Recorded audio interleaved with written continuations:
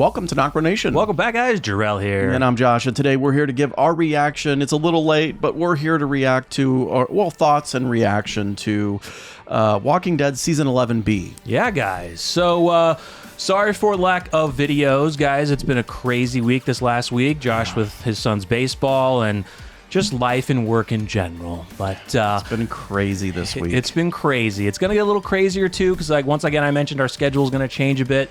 We're going to be shifting to Tuesdays because Sundays he's got baseball. Easter's coming up, so our Fear the Walking Dead reaction will be a little late next week, but no big deal. They're releasing 2 episodes for AMC Plus subscribers. My little guy, my 7-year-old, is in a select baseball team, and like this team travels, and the amount of practices and games and tournaments that we have, it's just insane, guys. So I assure you, I am trying my hardest because honestly, this is like my, escape? Like, this is where I get all of the stress out right here is when I get to spend time with Jarrell and make these videos. So. Exactly, guys. So you guys are always cool. Definitely our subscribers are always cool to wait. They're definitely able to wait and chill. And then once we get back, they're all good. So 11B. So, overall story, what'd you think? I thought it was amazing. I thought it was great. I did too. Thought it was great. I thought how they did it. I just loved the Commonwealth stuff. I think they're doing so good on this Commonwealth arc, and we've said it plenty of times. Outside of the source material, they're just doing amazing on it. A drastic turn with it too, which I think is for the better. It's kind of split up in 2 parts right now. We have the inside the Commonwealth of what our group, Connie, Magna, Kelly are finding out about the Miltons and kind of, Daryl and them too. But then we get the other faction of it with Lance, with his secretive freaking agents, and actually just him and himself. The one guy that he sent out to basically kill Aaron, his kill squad to kill Aaron and Gabriel. But it's all Lance, and by the end, really crazy to see the Commonwealth flags fly over Alexandria Hilltop. It reminded me of the scene in Game of Thrones where what is it? Dang it! Wow, can't remember. Why can I not think of Winterfell? Who's the house? House Winterfell? No, it's not House Winterfell. House Stark. How Stark took the Winterfell back from the Boltons, and the banners fell. Reminded me of that. Yeah. Angela Kang did confirm. Kirsten Acuna, who is on the Insider, and she interviews a lot of Walking Dead people, so she got an interview with Angela Kang, and Angela Kang did confirm that Lance's coin flip with Oceanside was to decide whether they live or die. And we kind of knew that. We don't know the outcome of it. We don't know the outcome of it yet, but we kind of knew that. I think I mentioned in our reaction, like, oh my God, is he turning into freaking Two-Face from Batman? And also another reveal, the coin that Lance has. You guys are seeing it on the picture now. That is President William Milton, Pamela Milton's father, which we heard her say was in the White House. We didn't know to what capacity. He was the president of the United States. Which is weird. It must be like a medal, not necessarily a minted coin, because I don't think typically they put the president's name on the coins. Well, not in... They put "In God We Trust." Correct. And in that place it says President Milton, which I believe is each president has a medal that comes out. It's a coin because it's even dated 1982. Oh, no. I'm not doubting that. This is, the World of the Walking Dead. Yeah. It's a coin. Sure. Maybe it was a special coin for the president. I don't know what they did. Yeah. But the Commonwealth story, because we're comic book readers, it's going really well. And, we'll talk about 11C in a different video, but they're going to be ramping this up a lot in 11C. We're going to be getting a lot of story that, the rioting and everything. But what they've done so far, I've liked. There's been some... It's gone a little slow at times, but I know they have to build the tension between our group, the Commonwealth, and then eventually we'll get with the rest of the people, the 50,000 people that they have. Yeah. So, I think we're definitely going to, obviously 11C, we're going to merge both of our groups, right? The group that is quote unquote on the run and the group that is in the Commonwealth. You got to wonder... obviously the group that is in the Commonwealth isn't aware of what's going on outside of the Commonwealth, right? Not much. No. And it'll be interesting to see if they find out. And how they get back. Because everything going on with Lance. Yeah. He won't allow Daryl back.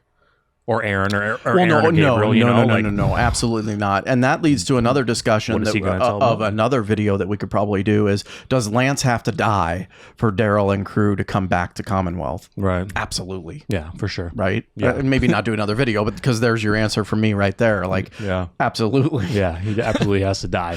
When we do our 11C teaser and reaction, there's I grabbed the still shots. I haven't watched the teaser yet, but there's a still shot of Lance in there that's like, yeah, he's going to get even more crazier in the next part. Which, the question that I would have, is Governor Milton aware of everything that he's doing? That's the biggest question. Yeah. I don't think so. Not right now. I don't think so either. Yeah. I don't think, because he has that secret meetings and secret people, she's probably not aware of a lot of things. Governor Milton's not going to care about him killing low life, and I'm calling them low life because that's what they are to Lance, but the group that supposedly took the weapons, right? She's not going to care about that. No, but she will care about how he's conducting business outside of the Commonwealth. Mm-hmm, for sure. So the Reaper story overall, I thought it was lackluster. The Reapers and basically Leah's ending story and death. I gotta admit, I didn't like it. To me, it felt like filler. They were underutilized 100%. Had you introduced them, and given them more time, maybe. But like I said, I think I said this in a previous video, there was one badass moment with the Reapers, and that was the opening of the episode where a lot of our group just got slaughtered. Mm-hmm. How they did it was awesome. Yeah, there were some cool parts of the Reapers, but overall, I really love the actor who played Pope. I think Pope could have been a really good character, but because of the time constraints that this is the final season, there wasn't a lot of time, and really the Reapers were more of the backstory filler for Leah to fill that story in. Yeah, so write it down for all those that say we like everything about The Walking Dead. Yeah. No, we don't. No. Yeah, we have some angry rants, and shout out to Lynn Collins, amazing actress, amazing portrayal of Leah. I think Leah was done perfectly. Amazing job. I don't have a problem with Leah. No, I didn't. But I just felt, and even Norman Reedus kind of felt it. He said yes, the love that they had was pushed very fast, and it was. It was just like in your face. Boom, they're in a relationship technically. And even Norman Reedus said, yeah, that was done quite fast. I wish we had more time to build that, but of course we didn't. Yeah. And I think in the end, I thought it was done well. It was done well, but I think they made some mistakes in the writing with the philosophy of what Pope was doing, right? Then Leah killed Pope because Pope was willing to basically kill his own men for the greater good. Leah wasn't down for that, so she killed the man that she idolized and looked up to, right? She could have went away with Daryl, blah, blah, blah, and then she became enemy number one again and tried to go kill Daryl even more. It's like, okay, he left you because he went to go look for his best friend. His character is not one to be settled down and be married forever. Like, I didn't like how they did that part of it and how they twisted her ideology and twisted her thinking to basically make her look like a hypocrite. I would have been fine. I think where it should have ended was when Daryl let her go. It should have ended there. That was the best spot. And I would have been fine with her ending it as turn her into something good and say, find me when you're ready. Right. Right. Yeah. And end it there. Yeah. I was hoping it would have ended there. I think that's probably the logical place to end it. I was surprised that she was the one that got the weapons, killed the soldiers. I knew that when she joined with Lance, she wasn't really going to join him. She was just going to use the extra manpower to find Maggie and kill Maggie. The shock and awe of her slitting the Commonwealth soldier's throat and then panning to her was badass. Don't get me wrong, but I didn't like it. Yeah. I didn't like her being Lance's weapon to use against our group. I think that was there a better way to do it? Probably. But like I said, I think Leah's story should have ended with Daryl letting her go. Were you happy with how she died? Do you think that her death is kind of a nod to Dwight's death in the comics? Kind of? Not really. It's similar in a sense. But they take the whole Commonwealth piece out of it for Dwight being in the Commonwealth. If you're talking about one person shooting another that they really respected, that they had loved, like Yes. In the source material, Rick really cared about Dwight.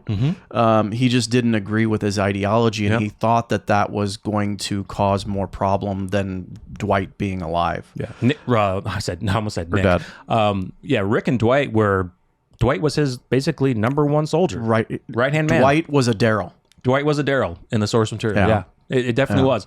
I take the whole Commonwealth piece out of it and what he did in the comics. I'm just thinking that, kind of like you said, he had to kill somebody that he respected, that he knew that he was going to kill someone else. Of course, Leo was going to kill Maggie, and boom, that was it. Now, I did hear that Angela Kang did say that they thought about doing different versions of it, but Norman Reedus said, no, for Daryl, I just want to shoot her.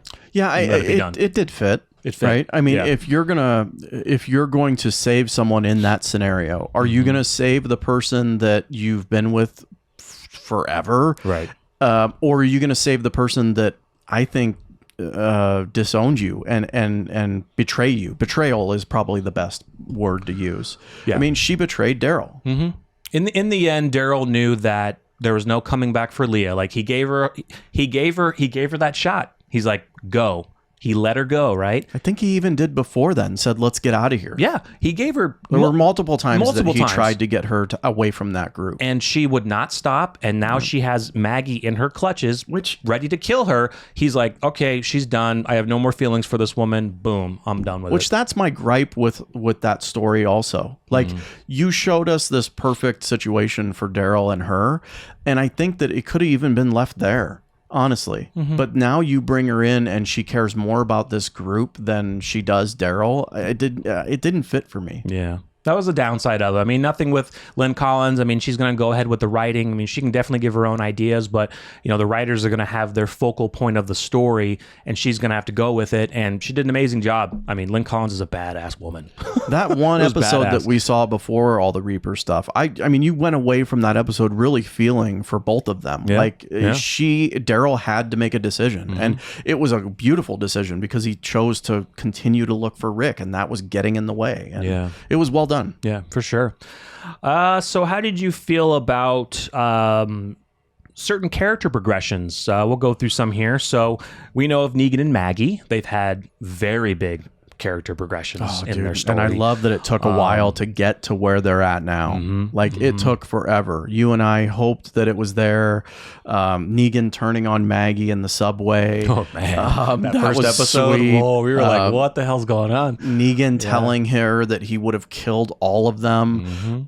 Just the tension between the two, absolutely amazing. I love it. And I love the progression of Maggie as well. I mean, first and foremost, Maggie. I mean, she's gone through so much. She was away for so long, and then she comes back and she has to deal with all this, dealing with Negan being out, dealing with her home being burnt and gone, dealing with trying to get her home back, the Reapers and all the people getting killed. And her character, to be honest, her character has really grown. Kind of annoys me. Like, I don't know why. It's something about that character that I don't know. I'm just annoyed right now. I think a lot of it is, some of this, she could have just left Meridian to the Reapers, got her people out and brought. I mean, but unfortunately, it wasn't Maggie's fault because the Reapers were going after them because they're like, well, we can't leave anyone alive once we take their place. We have to kill them all. Yeah. So I mean, there's nothing Maggie really can do. But I think a lot of the issues with it is, there's a majority of people that want her to just not really forgive Negan, but just let it go. Well, you're not really going to let all that shit go. Him smashing your husband's head brains in. Who in their right mind would let that go? You can't. You can't.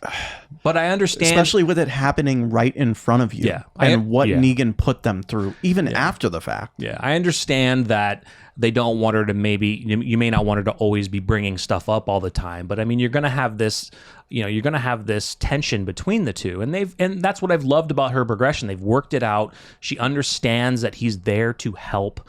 She knows that she can leave Herschel with him because he'll protect him, but Herschel wants to kill him anyway. He's pissed at him because when Herschel came out, I don't know if you noticed, when Negan helped him out, he then pushed Negan's hand off of him, like, get off me. Like, Herschel's never going to be okay. Negan's progression, I mean, wow, dude, like, 6 months. I mean, he's found a woman, married her, has a child on the way.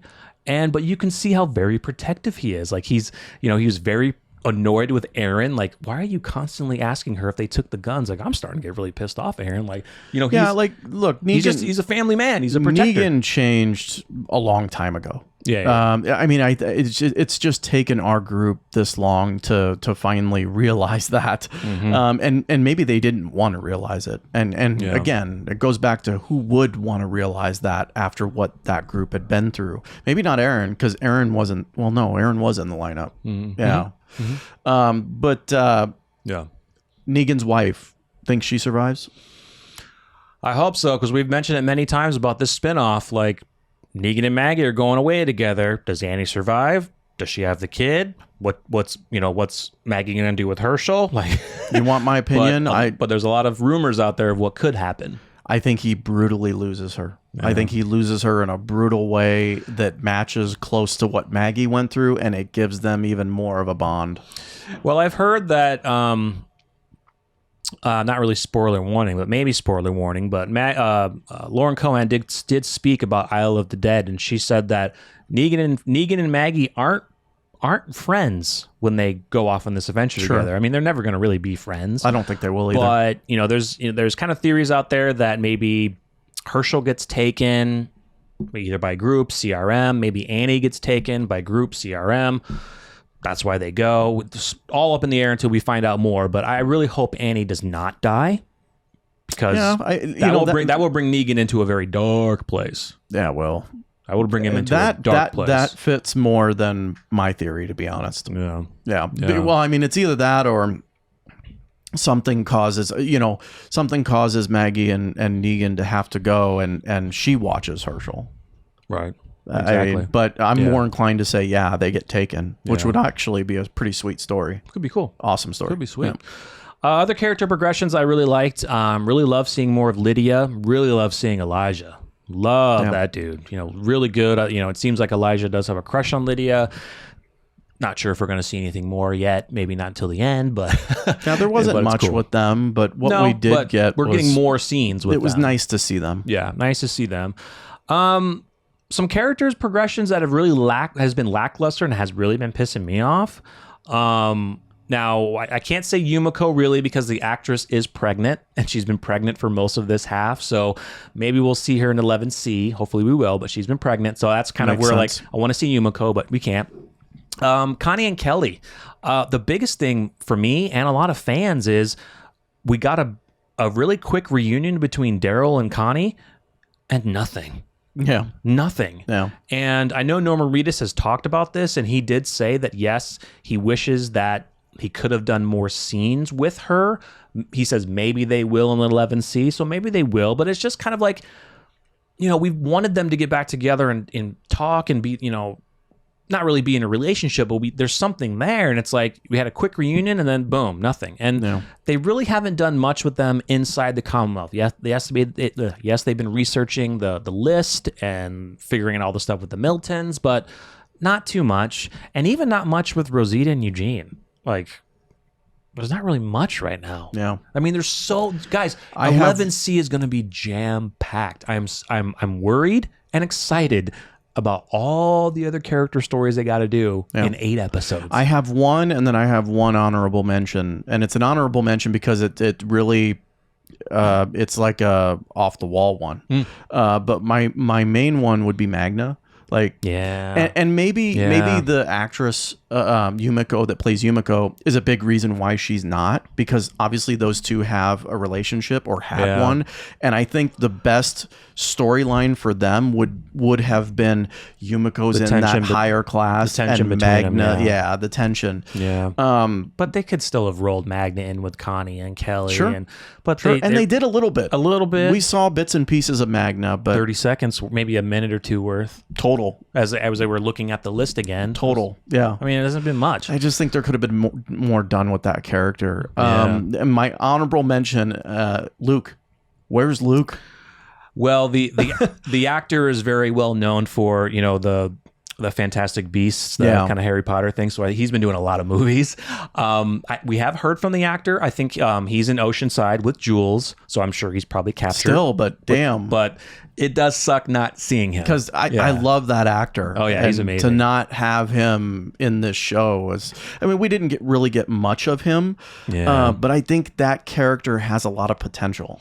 And maybe it's too late in the game. It's the group. It's the group that we found them in, you know, Connie, Kelly, Magna, and Luke. Yeah. And they were such a tight group then, and they've kind of split, and most of the group have stayed together. But Luke, he found Jules. He's in love. And could be dead. Oceanside. He could be dead now, depending on what Lance's decision was. Yeah. Yeah, I mean, that's true. Yeah. And like I said, it's only an honorable mention because it's kind of a dark horse one. Like, we haven't seen him in a while. Where is he? Yeah. I'd say the other two and they're hard, or other three, they're hard to do. You know, Judith, RJ, and Gracie.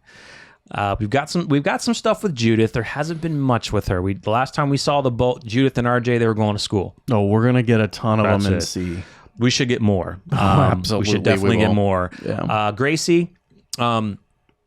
We got a little. We got a little, and I hope that, you know, not that AMC wouldn't.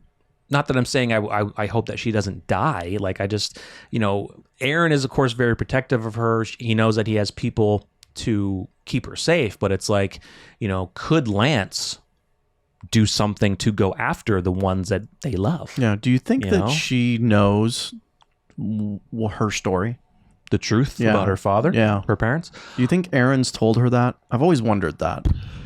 I don't know. And with Negan around, do you think Negan probably would have said, hey, you know, obviously not. He wouldn't have crossed the line. That's going to cause quite the tension between him and Aaron. Yeah. That he doesn't need. Right. I'm just curious to know, you know, if she knows who she is. Yeah. Anybody who has recently been to, anybody who went to the fan con, or anybody who's recently talked to Ross Marquand, has anyone asked him, has Aaron told Gracie the truth about where she came from?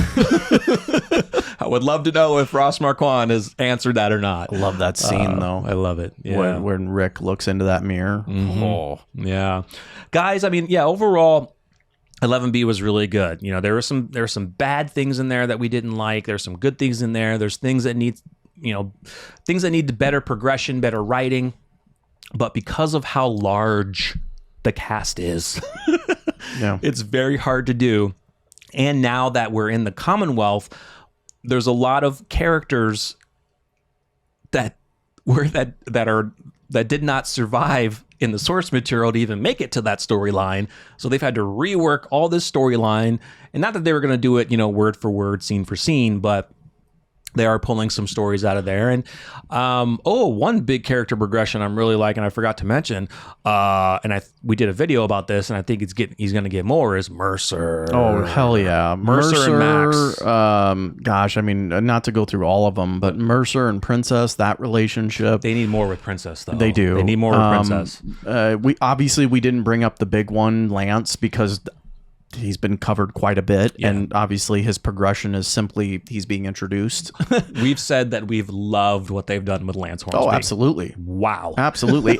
I mean, up until the last 2 or 3 episodes, we had no idea if this guy was good or bad. Mm-hmm. We know what he is now. We do now. Yeah, but we love to hate him, and we love it. He is one burnt face away from being Harvey Dent. Exactly. Yeah, guys, it's been really good. It's so sad that this is the last mid-season finale ever, and we're coming up this fall. They did once again. We are going to be reacting to the teaser trailer and breaking that down. It's a short teaser trailer. I think it was like only 30 seconds, but I know that they did not announce a date. I think it just says fall 2022. So we did see some stuff on Twitter that The Walking Dead AMC, they're having a November series finale party out in Los Angeles. So I'm definitely sure they're going to release the final part in October. Yeah, it would have to be. I mean, obviously, it always lines up with Fear. So when Fear's done, usually it'll roll right into Walking Dead. Yeah. So, and I don't see them changing that. No. So guys, here in a couple months, we're gonna get a teaser trailer that gives us a date, and then we're gonna get a trailer. I have also heard. There's been people in the comments that have mentioned it, that they've already confirmed they are still going to release the last part a week early for AMC Plus subscribers. That's crazy to me. All episodes. That's crazy to me. We'll get more details if they change their minds, but that's going to be really tough. I haven't seen any spoilers, but I have heard rumblings of Rick. There's been a lot of, after the teaser trailer, but there's been a lot of stuff on Twitter of, people going to the spoiler sites that have, scenes and photos from, set photos. Yeah. There's been a lot of that out there. There's been some spoiler stuff. I've seen a couple things that have not spoiled me, but it's like, I'm just seeing characters in different areas. It's like, oh, okay, but it sucks. And it's hard to get away from it. It's hard to get away from it. And if the final episode is going to be released a week early, that's just how it is. And yeah, I feel bad for anyone who doesn't have AMC Plus or who can't have AMC Plus, like a lot of places overseas that can't have it.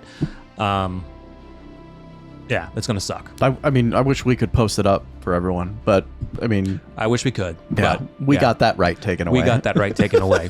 We kind of knew it was gonna happen, but with how things are That's with still copyright. I've tried to get it back.